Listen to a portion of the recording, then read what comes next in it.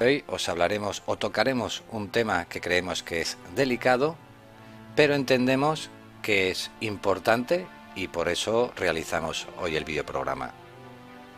Se trata de Yahvé, un dios humano o un dios extraterrestre.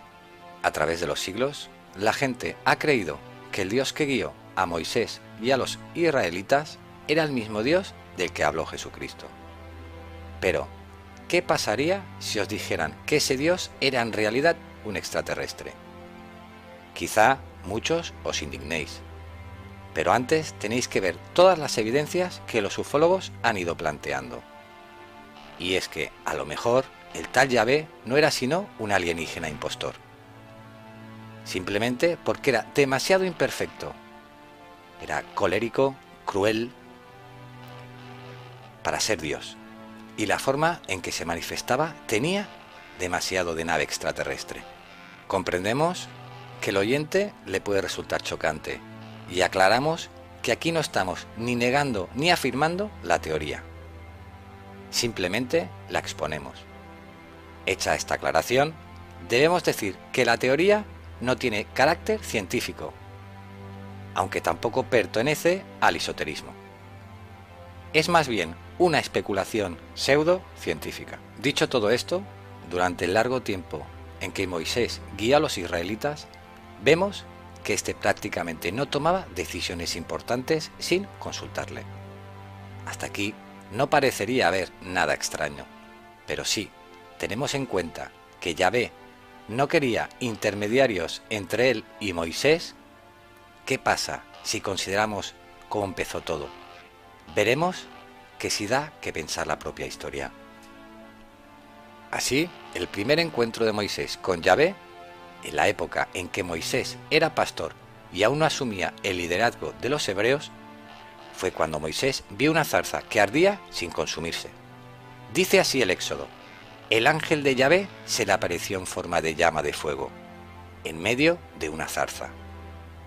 Vio que la zarza estaba ardiendo, pero que la zarza no se consumía. Dijo después Moisés: voy para ver este extraño caso, porque no se consume la zarza. Cuando vio Yahvé que Moisés se acercaba para mirar, le llamó desde la zarza, diciendo: Moisés, Moisés. Él respondió: aquí me tienes.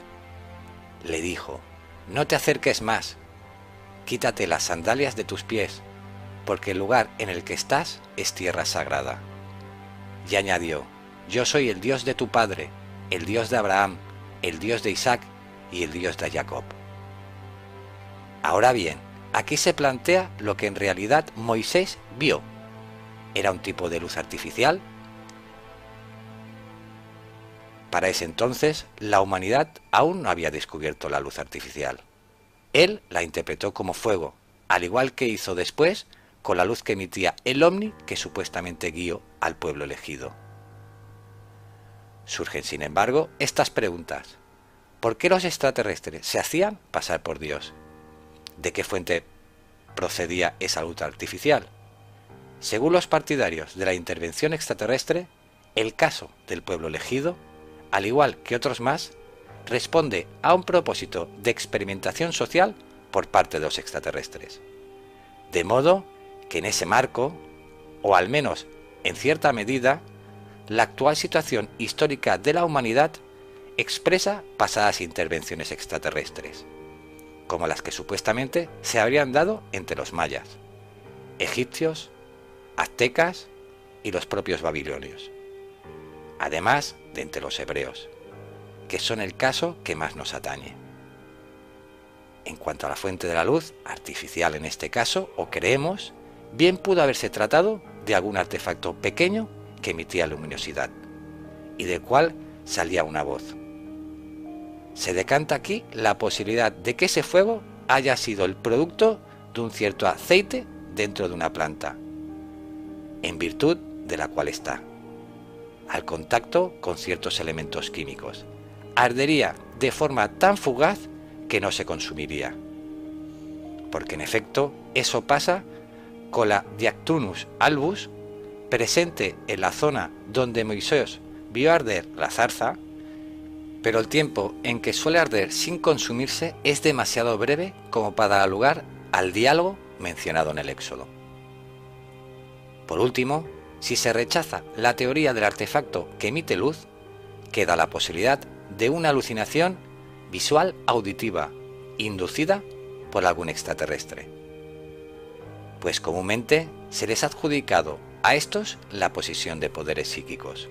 Todo lo anterior podría parecer el fruto de fantasiosas elucubraciones, pero lo que sigue es mucho más convincente. Se trata del segundo encuentro de Moisés con Yahvé, antes del cual se entabla un pacto ritual cuya importancia para la teoría se explica después. Véase de momento a lo que nos dice el Éxodo. Y dijo a Moisés: sube ante Jehová, tú y Aarón, Nadab y Aibú, y 70 de los ancianos de Israel, y os inclinaréis desde lejos. Moisés escribió todas las palabras de Jehová, y levantándose de mañana, edificó un altar al pie del monte, y 12 columnas, según las 12 tribus de Israel, y envió a unos jóvenes de los hijos de Israel, los cuales ofrecieron holocaustos y becerros como sacrificios de la paz de Jehová. Entonces Moisés tomó la sangre y roció sobre el pueblo, y dijo: he aquí la sangre del pacto de Jehová, que ha hecho con vosotros sobre todas estas cosas. Entonces Jehová dijo a Moisés: sube a mí al monte y espera allí, y te daré tablas de piedra, y la ley, y los mandamientos que he escrito para enseñarlos.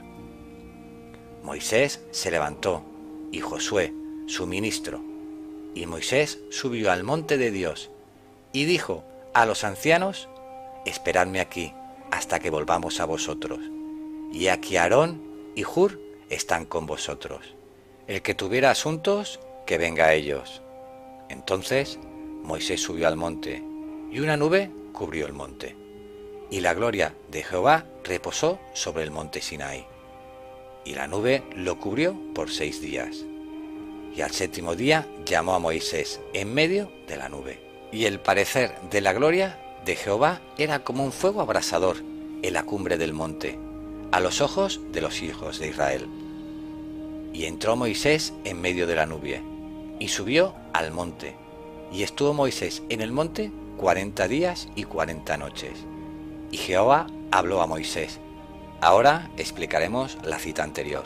En primer lugar, y como dato más importante, en el texto nos dice: una nube cubrió el monte. Esa misma nube es aludida por las palabras de Jehová más adelante, cuando le dice a Moisés: mira, voy a presentarme a ti en una densa nube para que el pueblo me oiga hablar contigo, y así te dé crédito para siempre. Ya lo ven, hay una palabra clave: densa. Por otra parte, también en otras partes se menciona que la nube aparecía un día de humo y de noche como una columna de fuego. Entonces, ¿de qué estamos hablando? Algunos ufólogos han propuesto que las naves nodrizas a veces tienen formas cilíndricas, y los cilindros pueden interpretarse como columnas. De día, estas naves no tendrían necesidad de encender sus luces al exterior, por lo que a la vista del pueblo la nave parecería una densa columna de humo, ya que su color debería ser metálico, entre grisáceo y plateado, semejante al color de una nube oscura, mientras que por la noche la nube se habría encendido con sus luces exteriores para guiar al pueblo en medio del desierto, y el color de las luces debía ser anaranjado o rojo o algo parecido, por lo que la nave podría ser interpretada como una columna de fuego, ya que en aquel entonces la humanidad no conocía luz artificial. Y a partir de lo dicho puede ya entenderse por qué el texto dice: la gloria de Jehová era como un fuego abrasador en la cumbre del monte, cosa que lógicamente se debería a que la nave encendía las luces de aquella parte que daba a la cima del monte, y esta luminosidad era percibida como el fuego abrasador. Pero luego se nos dice: entró Moisés en medio de la nube y estuvo 40 días y 40 noches. ¿Qué debemos pensar que pasó allí? No lo sabemos. La respuesta posible sería: Moisés se comunicó con extraterrestres. Sí, es difícil de creer, pero solo aparentemente, ya que cuando Moisés regresa, ha recibido abundantes detalles técnicos para la construcción del tabernáculo, el lugar en el que habitaría la presencia de Dios, para los ritos, para las ofrendas, para los materiales de las vestimentas sagradas y sobre todo para el Arca de la Alianza. Lo impresionante es que el Arca de la Alianza no podía ser tocada por cualquiera, sino solo por Moisés y los sacerdotes que tenían esa vestimenta. Si alguien tocaba en condiciones normales el arca, sencillamente moriría. Claro que se puede pensar que es pura ficción bíblica, pero las investigaciones científicas han demostrado que si existiera un objeto con las especificaciones técnicas, principalmente el tener placas de oro por dentro y por fuera, separadas por madera acacia, lo cual encaja con la naturaleza del condensador eléctrico, como formando por dos superficies superconductoras separadas por un material dieléctrico, que el arca en principio tendría, funcionaría como un condensador eléctrico, capaz de acumular en un entorno seco, como el desierto en el que estaban los hebreos, suficiente electricidad estática como para producir una descarga mortal a cualquiera que lo tocara, sin algo que disipara dicha electricidad. Y sorprendentemente, el efod original o la cadena de oro usada después con los efod de lino estaba hecho de tal forma que funcionaba como un disipador eléctrico, de modo que así se explica cómo todo encajaba. La cuestión es por ende la siguiente: ¿existía en ese entonces el conocimiento científico para que el Arca de la Alianza haya sido pensada como un condensador de electricidad estática? Se sabe que las primeras aproximaciones científicas a la electricidad se dieron en los siglos XVII y XVIII después de Cristo. Por lo tanto, no sería tan descabellado suponer que los extraterrestres le dieron especificaciones del Arca de la Alianza pensando justamente en hacer creer a los hebreos que era la presencia divina la que mataba a los impuros, que osaban tocar el objeto en el que descansaba, la energía del Señor. Por supuesto, sería un plan perfecto para que la gente creyera en un poder superior. Este programa se dividirá en 2 o 3 o 4 videoprogramas para que no se haga muy agotador. De momento lo dejaremos aquí por hoy. En el próximo hablaremos más de lo mismo. ¿Por qué los ritos de sangre? Bueno, como siempre, comentaros. Si os ha gustado el videoprograma de hoy, dedito para arriba y compartirlo. Si no estáis suscritos, deberíais hacerlo. Y si no, nos criticáis duramente. Nos vemos en el próximo.